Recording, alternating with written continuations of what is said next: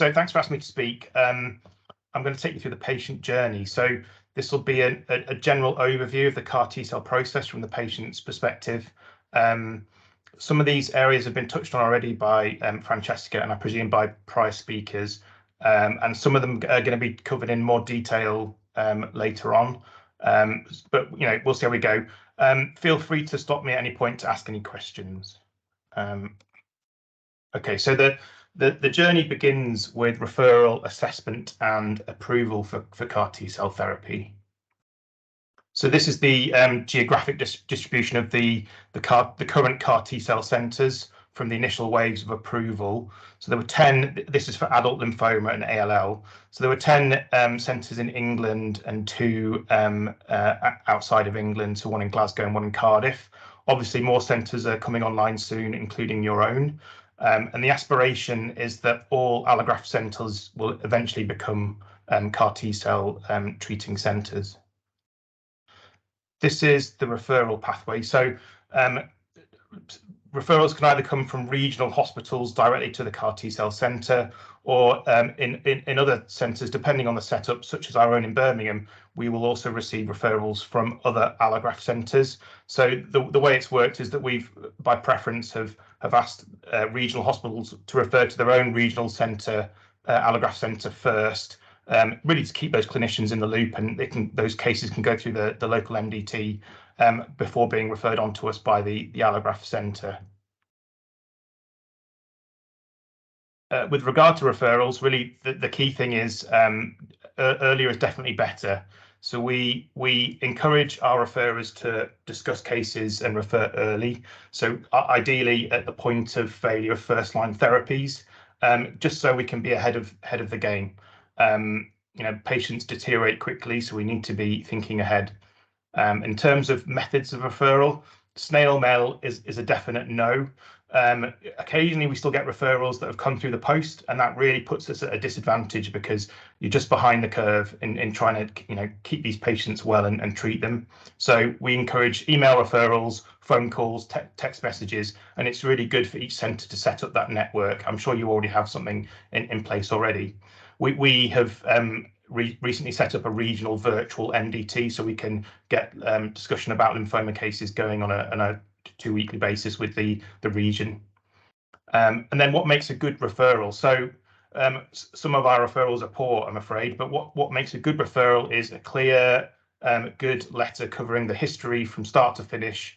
We need biopsy results and radiology reports at the point of referral. It's a nightmare having to chase these things up because you need to get moving and get that patient approved.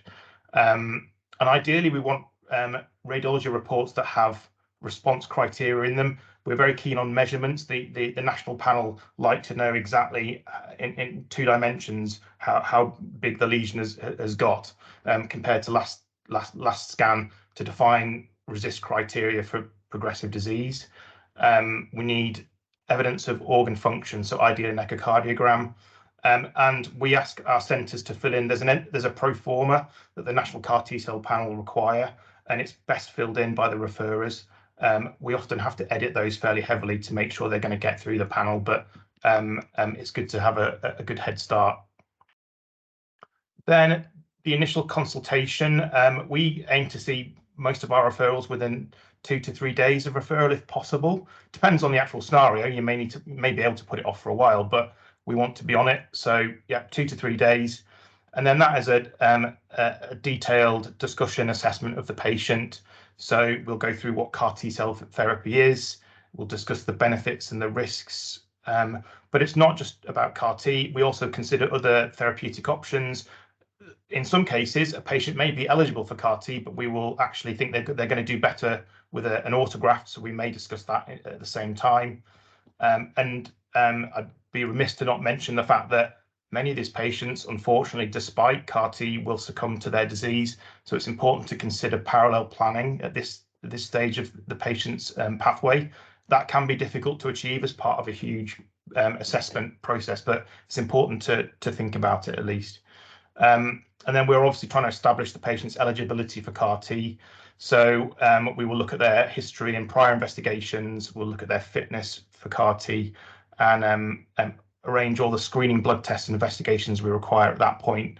And then ultimately we'll list them for the haematology MDT, which is required for approval, and also the NCCP panel for approval. The CAR T-cell nurse specialist is essential part of this assessment process. And here they'll often take the patients aside and go through additional details relevant to the nursing team. Eligibility can be defined in terms of disease-specific factors and also patient factors. So these are the criteria for third-line therapy for DLBCL, transformed follicular, and PMBL, which is failure of 2 or more lines of therapy. Likewise, for mantle cell lymphoma, failure of 2 or more lines of therapy, including a BTK inhibitor. And for BALL, it's patients up to the age of 25 with refractory relapse disease. And there are much more detailed criteria to fulfill if you look at the BlueTech forms. In terms of patient-specific factors, these are for lymphoma specifically. Patients need to be 18 years or above. There is no upper age limit, and patients up to the, I think 82 is the oldest UK treated patient. Performance status at the point of referral to the national panel needs to be 0 or 1. They need to have sufficient organ function to tolerate CAR T-cell function. Now, that isn't defined as part of the BlueTech pathway, but there are guidelines out there. And our local criteria, we require left ventricular function with an ejection fraction of 40% or better, and a GFR of at least 30, so you can deliver the fludarabine as part of conditioning. No active infection with hepatitis B or C. They can have previously been exposed, but they mustn't have detectable virus. COVID-19 negative, which is becoming a bit of a more challenging scenario recently in terms of how you define that, either with PCR swabs or with lateral flow testing. And if they're post-allograft, they need to be at least 4 months out and off cyclosporin and without active GVHD. And then the next part is to take the patients to the National CAR T-cell panel. So this is a weekly meeting every Tuesday at 3 o'clock, and it's conducted via Teams. And you need to submit the cases by 5 p.m, although you can get away with submitting them late. And then the composition, there's a chair, and there are 2 other lymphoma experts, currently non-CAR T-cell clinicians. Graham Collins is obviously one of those clinicians, soon to be a CAR T-cell treating clinician. There's a representative from NHS England, and we have 2 patient representatives, and those are really they're the voting body really in terms of deciding whether a patient is eligible or not. There is representation from each of the CAR T-cell centres on the weekly meeting as well. And really the purpose of the panel is to ensure eligibility is correct against the NHS England criteria. Now, initially, that was based purely on those criteria used for the registration clinical trials. However, the eligibility has evolved over time. It's a bit like the British Constitution. It's sort of developed through practice and various discussions. So it's not quite as it appears on the BlueTech form now. And actually, one thing I learned when I joined the national panel is that it takes a while to really learn the nooks and crannies of eligibility. So eligibility have been relaxed a bit more. HIV positive patients are now permitted. Patients with prior hepatitis B and C infection, and also transformation from other low-grade lymphomas, so marginal zone lymphoma, Waldenstrom's, and CLL are also permitted now, although they weren't in the initial registration studies. So next step, we move on to leukapheresis manufacturing and bridging. So we've already heard really from Fran extensively about this, but just to recap on what a CAR T-cell is. This is whereas a normal T-cell will recognize targets via a T-cell receptor that recognizes peptide presented on target cells by MHC molecules. CAR T-cells are engineered and they're given a different receptor, a chimeric receptor that borrows the antigen binding recognition domain from an antibody. which for CD19 CAR Ts Adam, is. have you got 2 seconds? Sorry? I was just wanted to run this by you. I was going to write to Graham, Silk, and Steve because I think it's helpful to update them. Parish, we can hear sorry. Parish. We can hear you. Can you mute? Okay. Thank you. Parish. I'll message him. Right, Sorry. I've muted him. Carry on. Yeah. So CD19 CAR T cells are recognizing CD19 expressed on those lymphoma cells.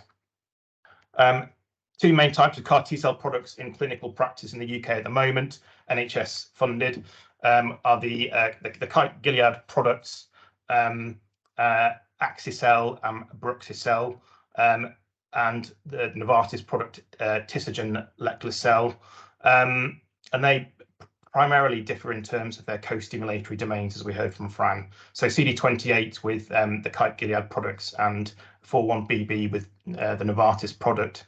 Brexicell is essentially the same thing as Axicell, except that as part of the manufacturing process, there's a B cell depletion step. So it's designed to be used with lymphomas and ALL, mantle cell lymphoma where there's circulating disease, because it helps deplete the B cells, and that's supposed to help exhaustion of the T cells in the manufacturing process.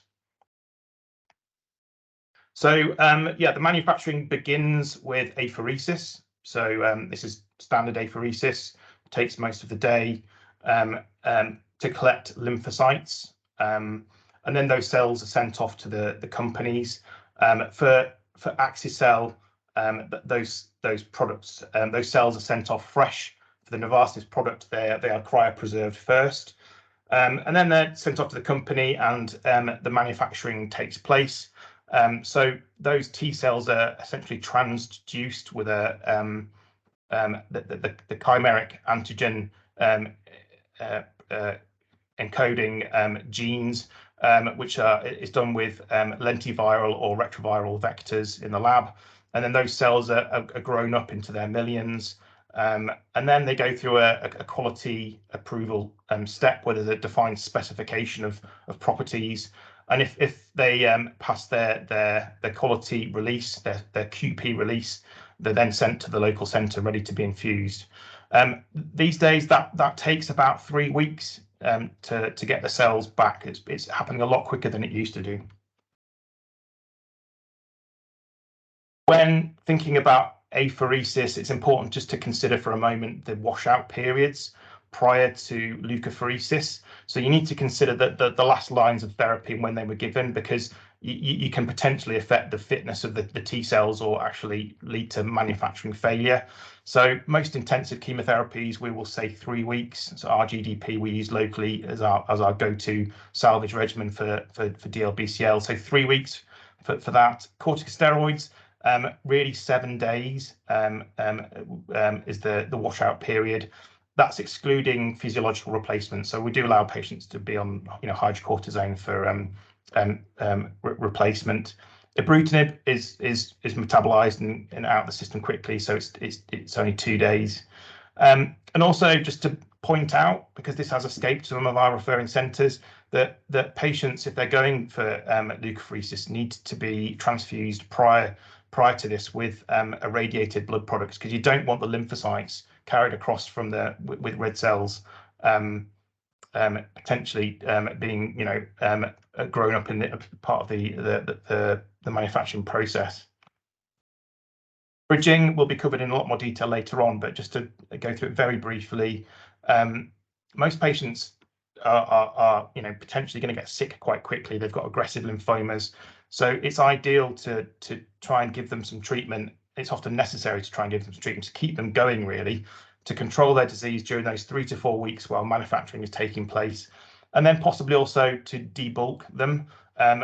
We presume that debulking them will actually increase their chances of responding well. And really, we're trying to maintain the patient's fitness to then be treated. And the factors to consider are the number of sites of disease, the volume of disease, and the tempo of the progression. Bridging options include either no treatment in selected patients or steroid pulses. If it's a localized area of disease or a predominant site, we would give radiotherapy. And for other patients where it's more disseminated disease and it's rapidly progressing, we'll usually give some chemotherapy. And for DLBCL, Polar BR is a good option. It can deliver a response in a proportion of patients. And then for mantle cell lymphoma, there's no real consensus on how best to bridge these patients. In some cases, it can be useful to continue the ibrutinib just to delay progression, or we have used RBAC in some patients, and pirtobrutinib is also available for selected patients.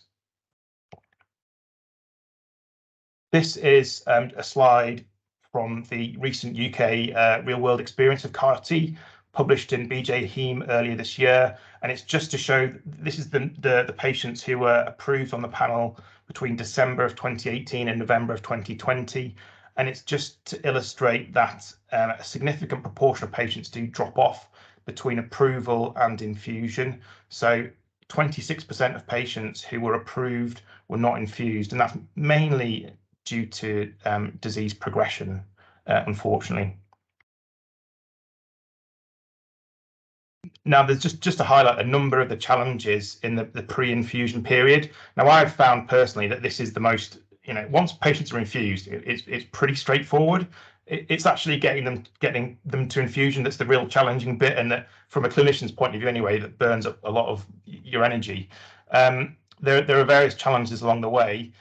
First is accessing collection slots. So you can't just apheresis at will. You have to actually book with the companies particular slots, and that has to be done in advance.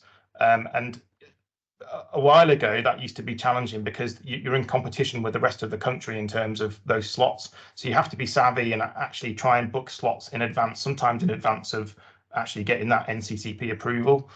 Other challenges we find, poor peripheral access can be it seems to happen more in these patients, CAR T-cell patients, presumably because they've been through multiple lines of treatment.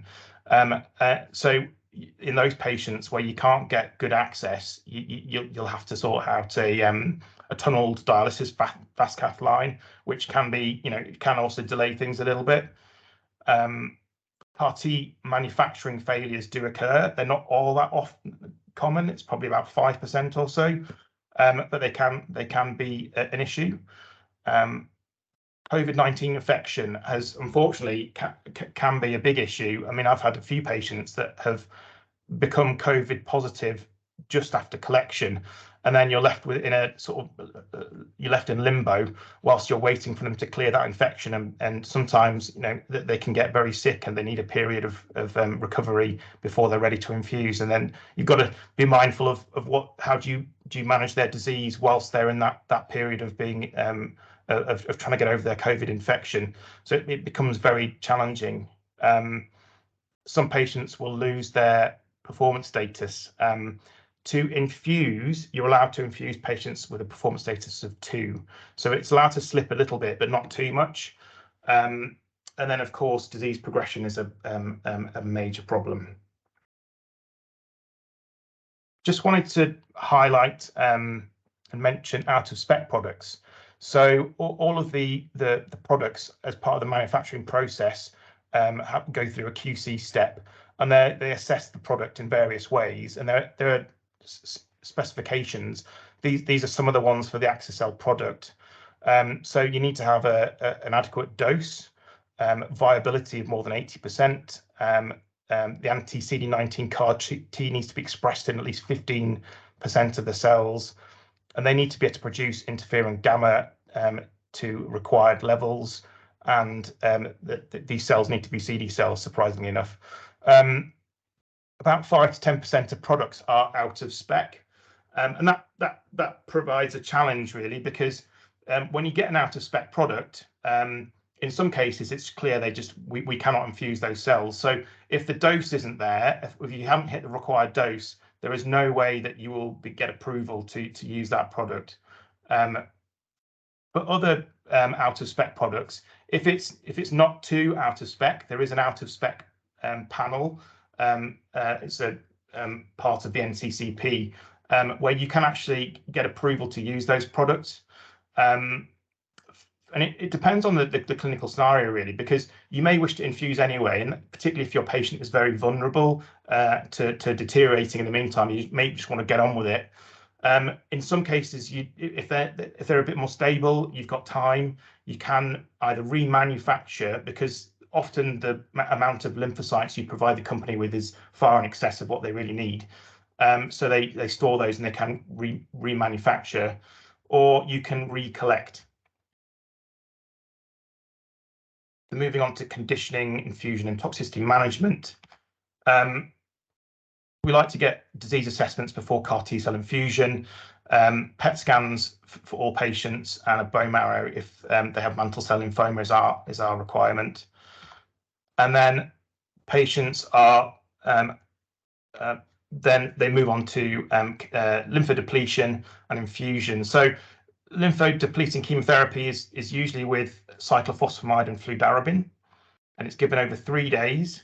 And that can either be done on an ambulatory pathway or as an inpatient. Following the chemotherapy, there's 2 rest days, and after that, that's the earliest point you can infuse the CAR T cells.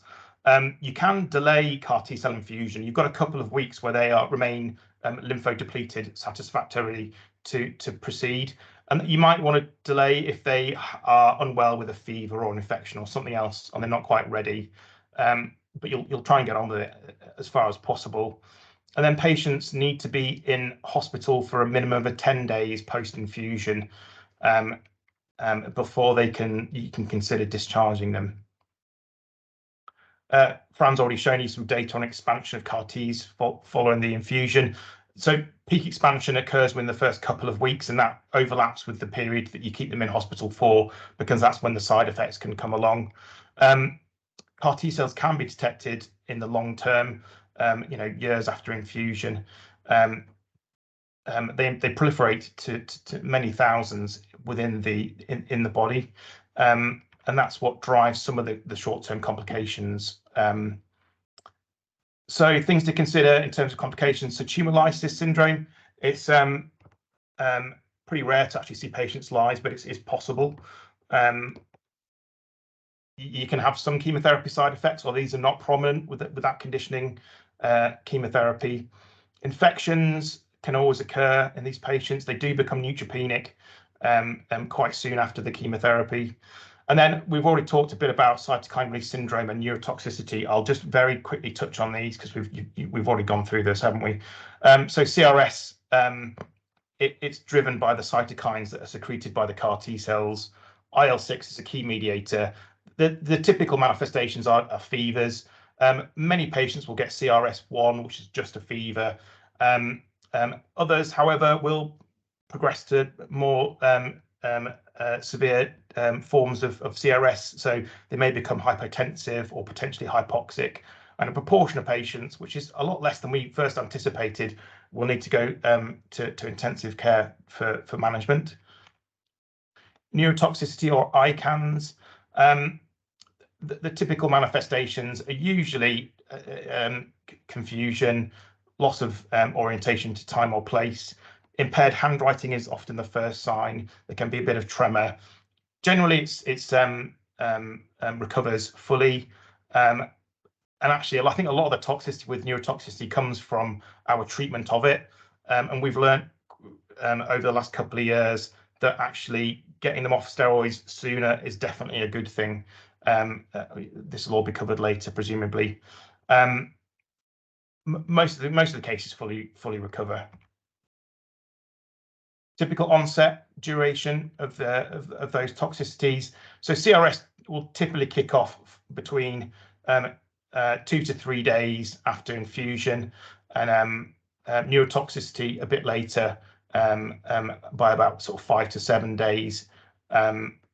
As Fran has already mentioned, it can vary between products. This is without with Axi-cel as the main CAR T in use these days. So during that inpatient stay, patients are monitored very carefully.